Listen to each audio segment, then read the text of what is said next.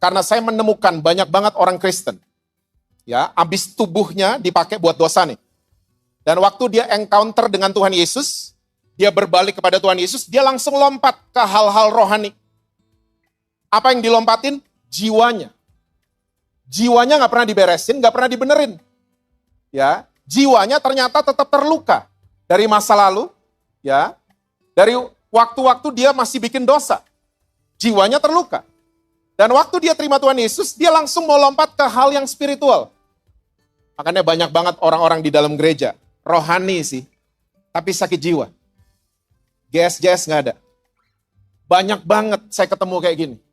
Banyak banget orang yang rohani sih, pelayanan sih, rajin gereja sih, ya, tapi kekanak-kanakan, childish, egois.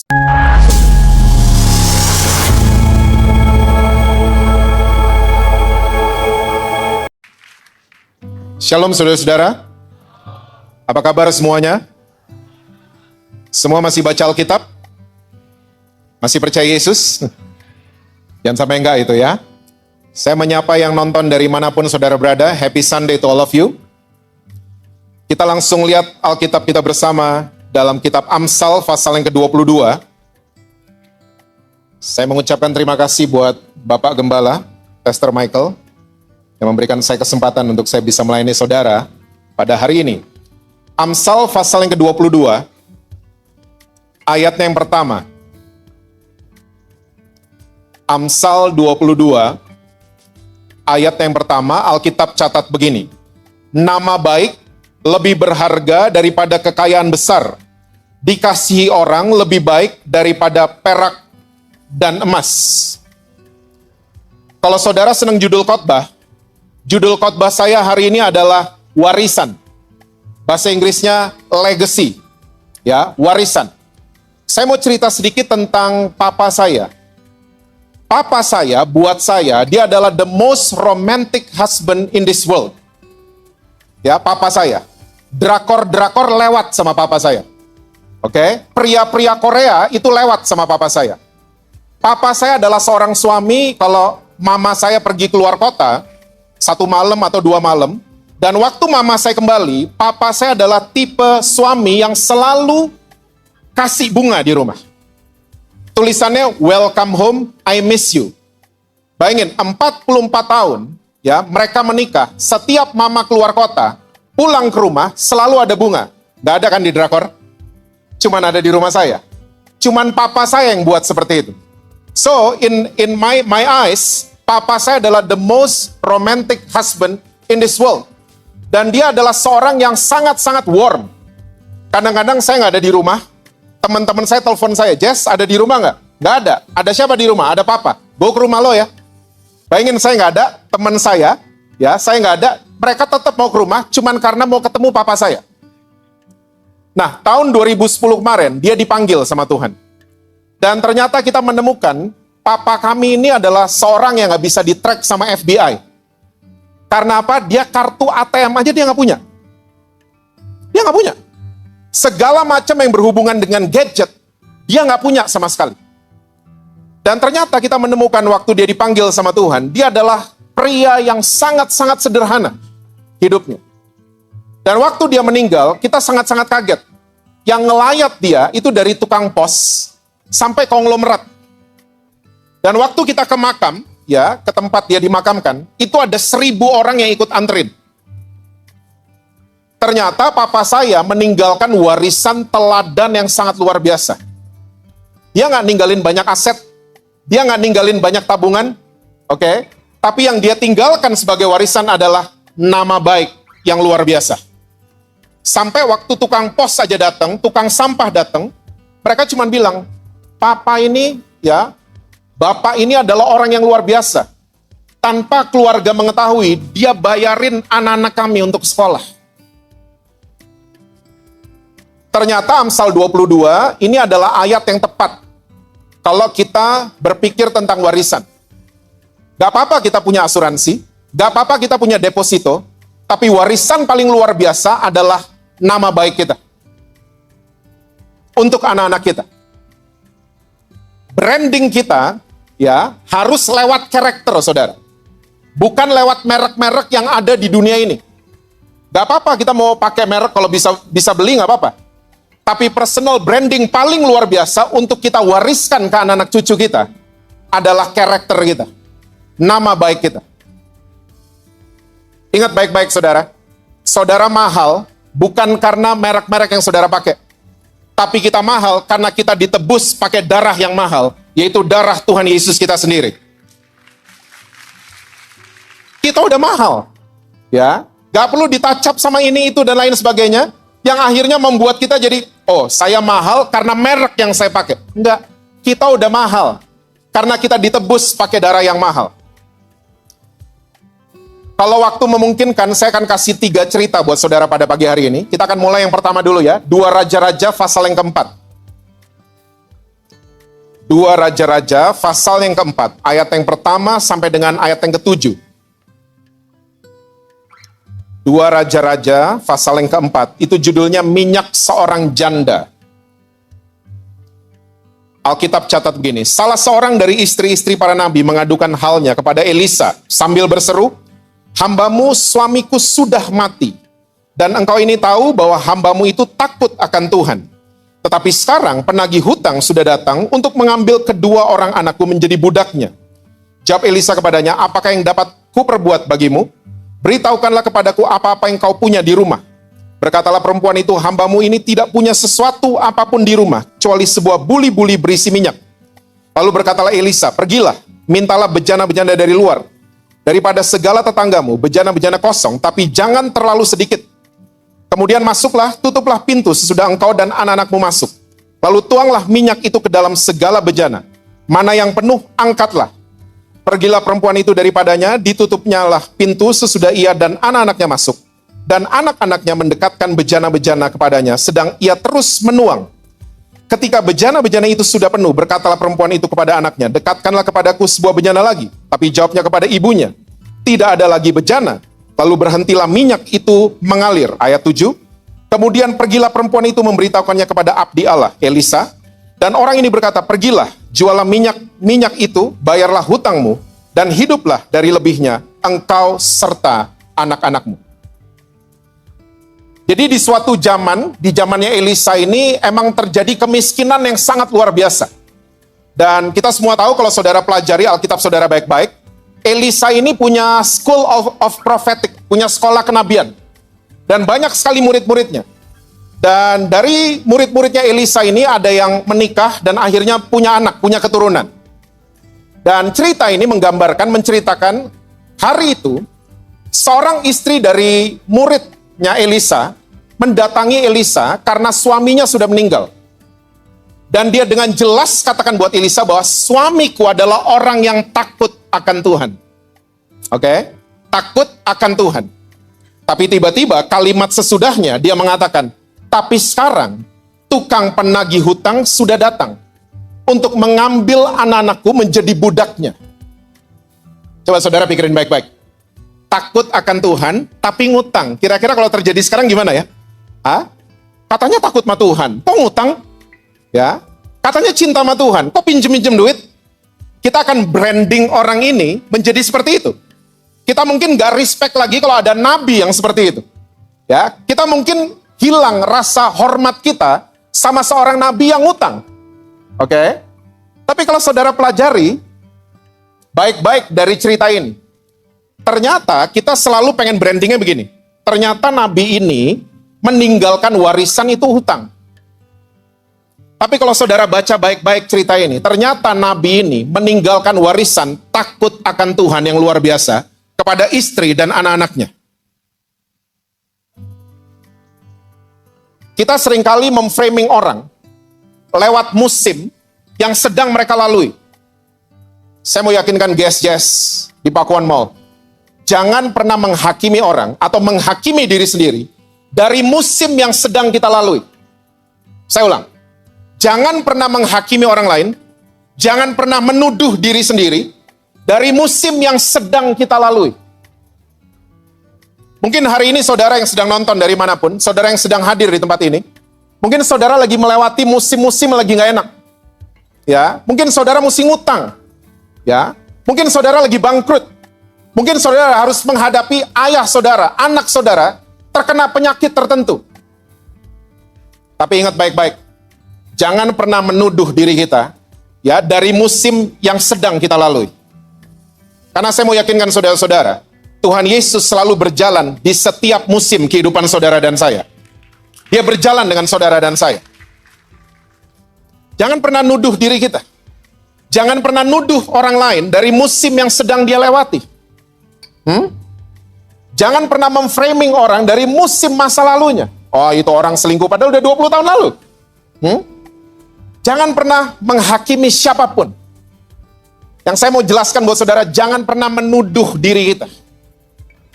Ingat baik-baik, setiap musim akan membuat kita mahir. Betul apa betul? Di Indonesia cuma ada 2, musim hujan sama kemarau. Kalau saudara masuk di negara-negara yang ada musim salju, musim dingin, kita ini mesti adjustment.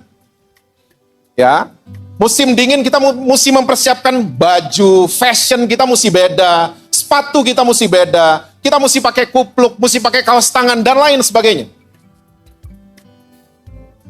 Dan saudara mesti tahu, setiap rumah tangga selalu harus melewati 4 musim.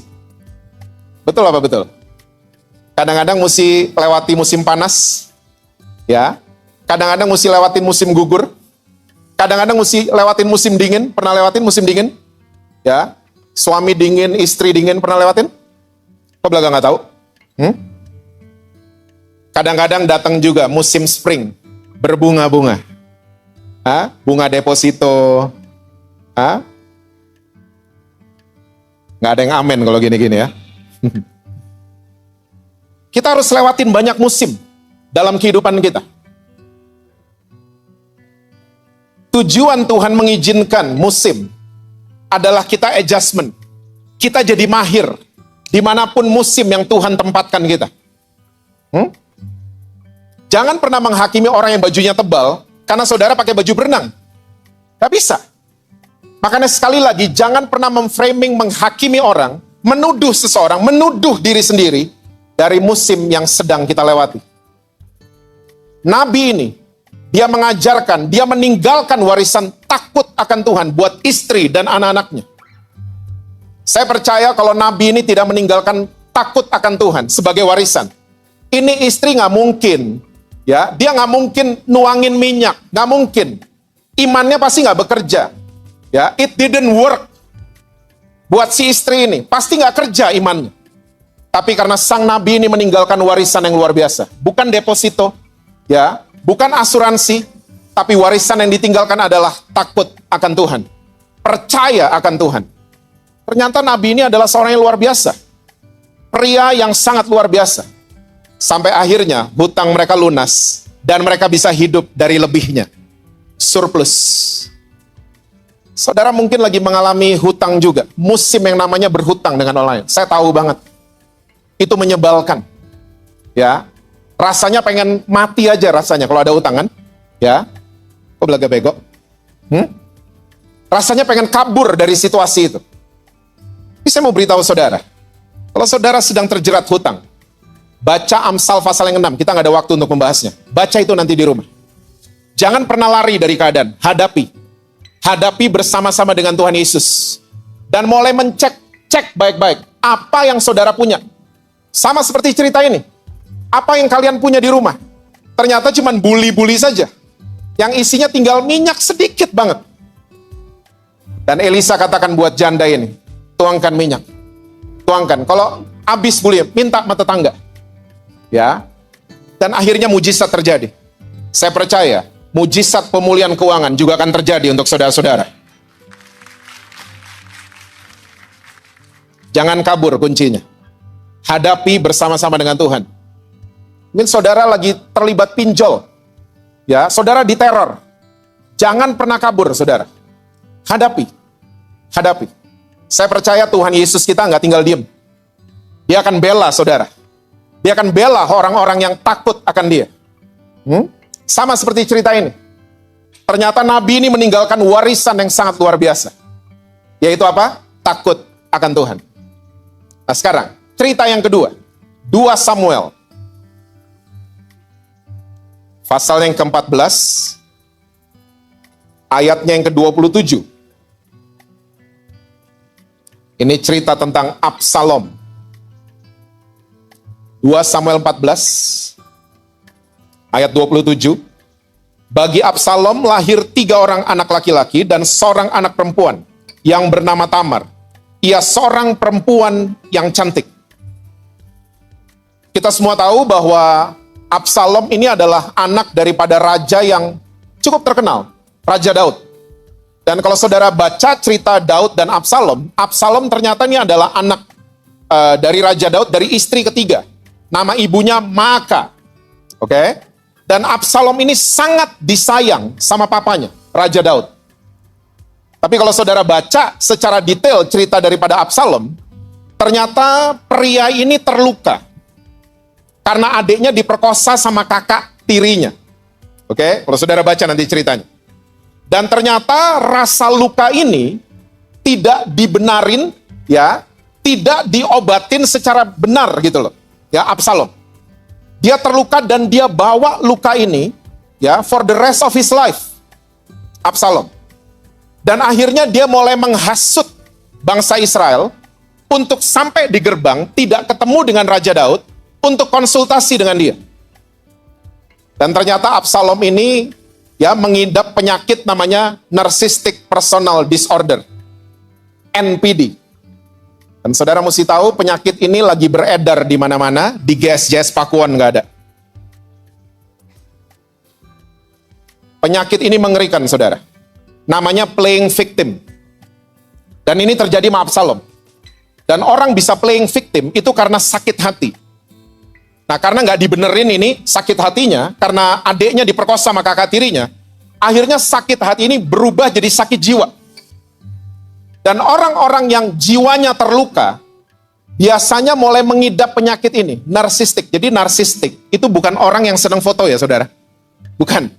Jadi kalau saudara senang foto, senang selfie, nggak apa-apa. Lanjutkan. Ya. Lanjutkan, saudara mau gaya kayak foto model, silahkan. Karena narsistik bukan itu artinya. Narsistik adalah orang yang senang dipuja-puja. Dengan apa? Dengan playing victim. Nah, kalau saudara baca kisah lengkapnya, Absalom, dia menghasut rakyat Israel untuk berpindah konsultasi hukum sama dia. Dengan cara apa? Playing victim. Oh, raja sibuk, sama saya aja. Jual nama papanya supaya orang-orang tertarik sama dia. Ya, menjatuhkan papanya untuk orang-orang tertarik sama dia. Penyakit ini, let me tell you, lagi terjadi di mana-mana. Di Jakarta banyak banget. Di pemerintahan kita ada. Ya, orang-orang yang narsistik. Menjatuhkan orang lain untuk menaikkan dirinya. Menfitnah orang lain untuk menaikkan dirinya. Dalam keluarga juga ada orang-orang yang mengidap penyakit ini. Makanya saya di Jakarta, saudara, saya lagi collab sama banyak psikolog. Karena saya menemukan banyak banget orang Kristen. Ya, abis tubuhnya dipakai buat dosa nih. Dan waktu dia encounter dengan Tuhan Yesus, dia berbalik kepada Tuhan Yesus, dia langsung lompat ke hal-hal rohani. Apa yang dilompatin? Jiwanya. Jiwanya nggak pernah diberesin, nggak pernah dibenerin. Ya, jiwanya ternyata tetap terluka dari masa lalu. Ya, dari waktu-waktu dia masih bikin dosa. Jiwanya terluka. Dan waktu dia terima Tuhan Yesus, dia langsung mau lompat ke hal yang spiritual. Makanya banyak banget orang-orang di dalam gereja. Rohani sih, tapi sakit jiwa. GSJS nggak ada. Banyak banget saya ketemu kayak gini. Banyak banget orang yang rohani sih, pelayanan sih, rajin gereja sih. Ya, tapi kekanak-kanakan. Childish, egois, dan seterusnya. Karena apa? Jiwanya nggak pernah dibenerin. Dan kita seringkali orang gereja salah juga sih. Kalau ada orang lagi sakit jiwa gitu ya, kita pikir itu aib banget di Indonesia. Makanya kita nggak berani speak up, kita nggak berani ngomong. Kita pikir kalau sakit jiwa, itu urusannya sama rumah sakit jiwa. Orang gila. Ternyata banyak banget kasus seperti Hana di dalam Alkitab. Waktu dia komat kamit, Imam Eli bilang dia perempuan mabok. Dan itu terjadi sampai hari ini. Waktu kita sakit hati, kita udah doa aja. Kita lagi sedih, udah doa aja. Nggak bisa kayak gitu. Contoh, kita lagi di funeral, di pemakaman. Ya, ada yang sedih, ada yang nangis. Gak usah nangis lah, Gak boleh loh digituin orang. Kalau dia lagi nangis, let him or let her cry. It's okay to not okay. It's okay.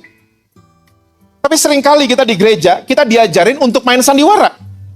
Kita lagi not okay, tapi I'm okay. Saya ini, puji Tuhan, bawa nama Tuhan lagi.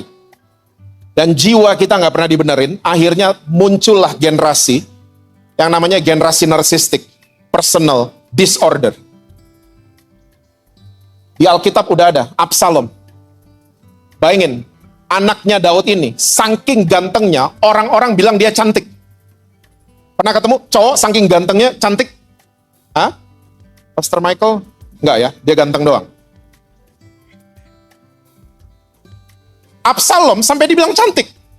Rambutnya beratnya 200 shikal. Oke? Dan dia menghasut orang-orang Israel untuk menjatuhkan bapaknya. Dia rencana kudeta akhirnya kan, untuk menjatuhkan Raja Daud. Dan saudara mesti tahu, penyakit seperti ini masih ada di dalam gereja, masih ada di antara society kita. NPD, be careful with this. Be careful with this issue. Ada di keluarga kita. Ada di anak-anak kita.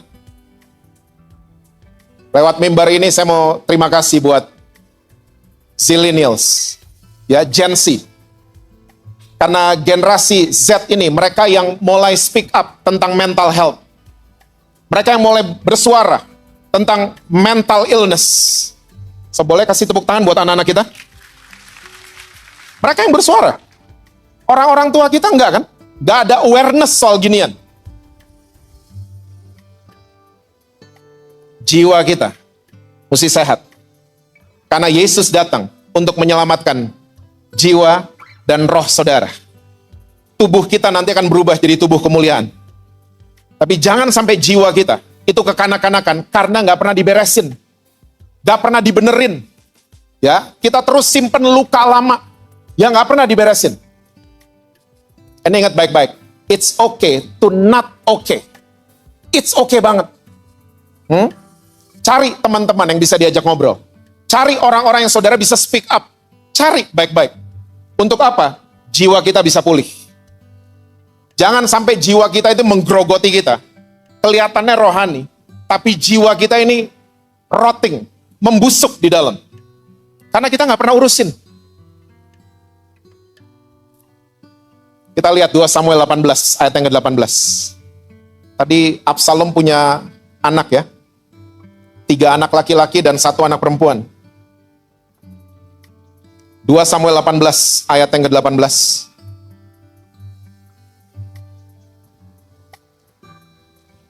Sewaktu hidupnya, Absalom telah mendirikan bagi dirinya sendiri tugu atau monumen yang sekarang ada di lembah raja. Sebab katanya, aku apa saudara? Tidak ada anak laki-laki untuk melanjutkan ingatan kepada namaku.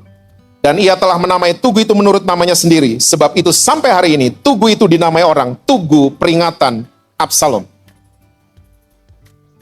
Ironik sekali. Dia punya 4 anak. Tapi selama hidupnya, waktu dia lari, dia jadi fugitif. Karena dia dikejar sama tentaranya Daud. Dia ternyata mendirikan sebuah monumen. Karena dalam benaknya, dalam pikiran yang mengatakan, saya nggak punya anak laki-laki untuk melanjutkan namaku. Ternyata warisan yang ditinggalkan sama Absalom adalah warisan nama buruk. Nama baik akan menghasilkan movement. Anak-anak kita akan bangga sama kita. Carrying our name. Ya. Saya percaya nanti anaknya Pastor Michael akan bangga. Punya nama Gunawan di belakangnya. Ya. Saya percaya anak-anak saudara juga akan bangga sama nama saudara. Bukan karena mainan yang saudara beliin. Bukan karena harta yang saudara kasih, bukan karena deposito, bukan karena itu semua. Sekali lagi, itu semua boleh ya. Tapi mereka bangga karena saudara selalu jadi teladan buat mereka. Itu yang dibanggain sama anak-anak kita. Absalom gak jadi kebanggaan buat anak-anaknya, makanya dia bangun tugu. Nama buruk cuman create monumen. Nama baik creates movement. Saya percaya nama keluarga saudara akan terus berlanjut. Kalau saudara meninggalkan warisan yang namanya adalah nama baik. Tinggalkan itu buat anak-anak saudara. Nah, saya mau tanya sama saudara, apa sih yang ditinggalin Yesus buat kita? Namanya, bukan? Yesus nggak kasih deposito buat saudara, kan? Ya, Yesus nggak kasih asuransi buat saudara. Yang dia tinggalin cuma namanya.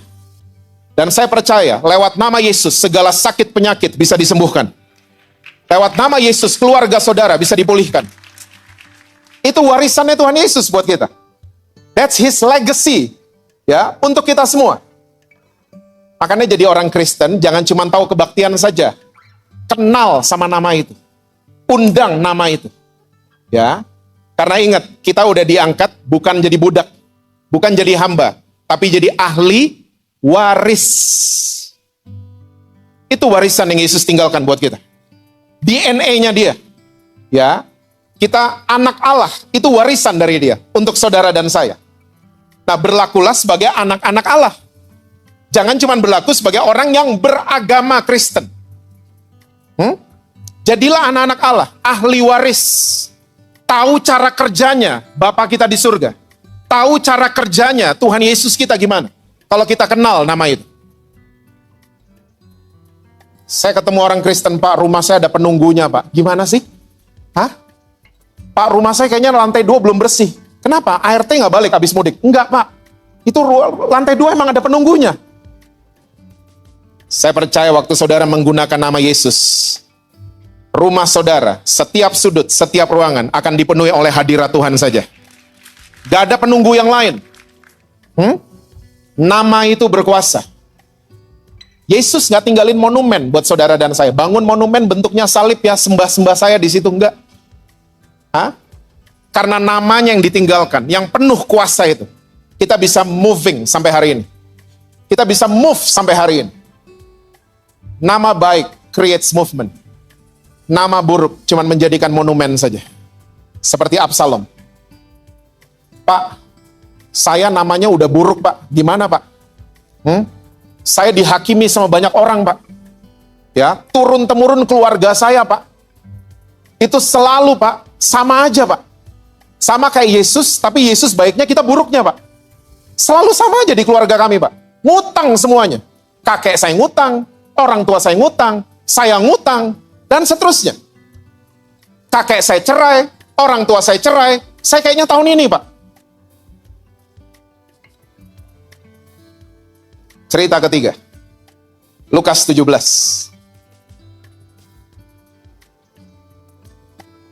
Udah tinggal 10 menit saya. Lukas 17 ayat 11 sampai dengan ayat yang ke-19.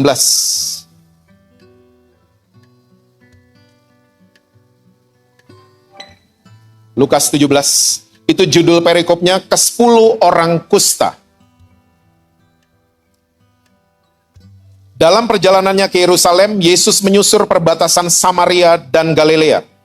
Ketika ia memasuki suatu desa, datanglah 10 orang kusta menemui dia. Mereka tinggal berdiri agak jauh. Jadi ini Yesus lagi traveling ya saudara.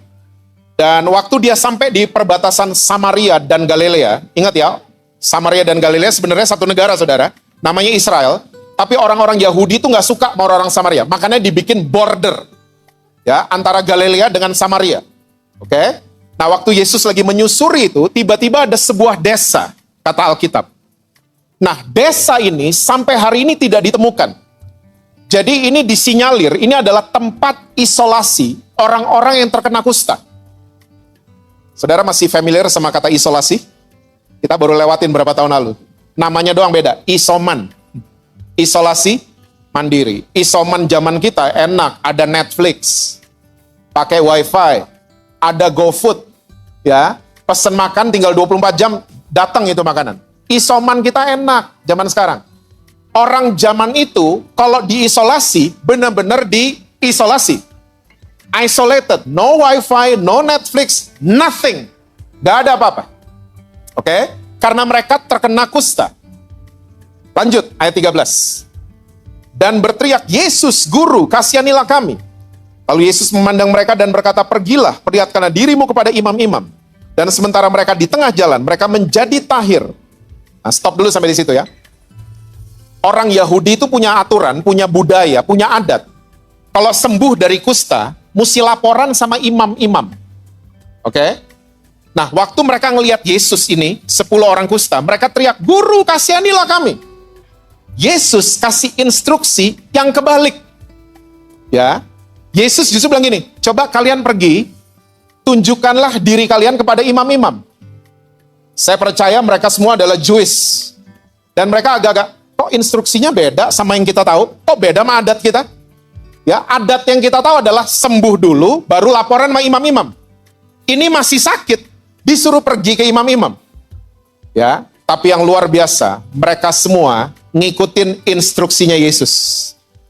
Mereka semua pergi dengan tenangnya. Ingat ya saudara ya, doing nothing sama be still adalah dua hal yang berbeda. Gak bikin apa-apa sama menjadi tenang adalah dua hal yang berbeda. Ya, seringkali kita nih gak bisa tenang, tapi gak bikin apa-apa. Cuman gak tenang selalu, anxiety. Gak tenang doang, tapi do nothing. Nah, mendingan saya ajak saudara, mendingan kita menjadi tenang, ya, supaya apa? Kita bisa berdoa, bisa dengar the higher voice. Daripada kita doing nothing dan tidak tenang. Ini lebih bahaya. Nah, 10 orang ini, waktu dikasih instruksi sama Tuhan Yesus, dengan tenangnya mereka berjalan ke arah imam-imam. Oke? Keren banget nih cerita. Lanjut. Ayat 15. Seorang dari mereka, ketika melihat bahwa ia telah sembuh, kembali sambil memuliakan Allah dengan suara nyaring, lalu tersungkur di depan kaki Yesus dan mengucap syukur kepadanya. Orang itu adalah seorang Samaria. Jadi antara 10 ini ternyata ada satu orang Samaria. Lalu Yesus berkata, bukankah ke-10 orang tadi semuanya telah menjadi tahir? Di manakah yang 9 orang itu? Tidak adakah di antara mereka yang kembali untuk memuliakan Allah selain daripada orang asing ini?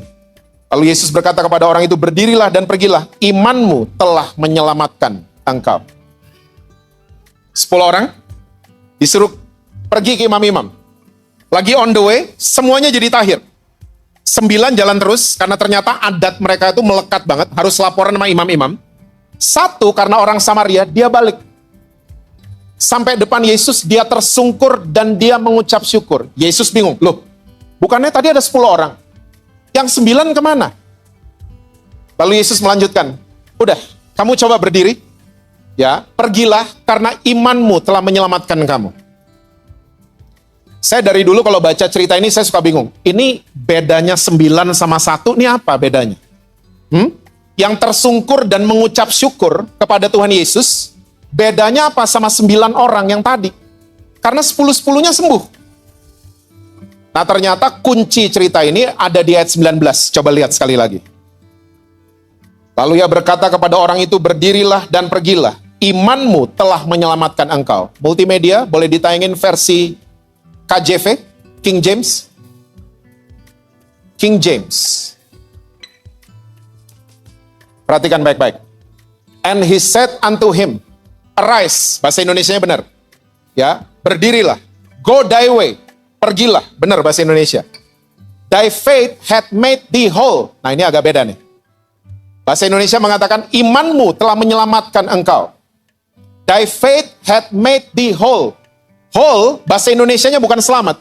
Tapi whole, bahasa Indonesianya adalah utuh.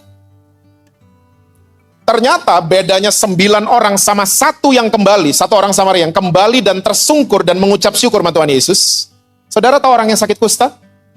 Kupingnya hilang, hidungnya hilang, jari-jarinya tinggal 2, putus semua. Ternyata beda yang 9 sama yang 1 mengucap syukur sama Tuhan Yesus. Yang 9 cuma jadi tahir. Tapi yang datang balik kepada Tuhan Yesus dan tersungkur dan mengucap syukur, dia dibuat utuh kembali sama Tuhan Yesus.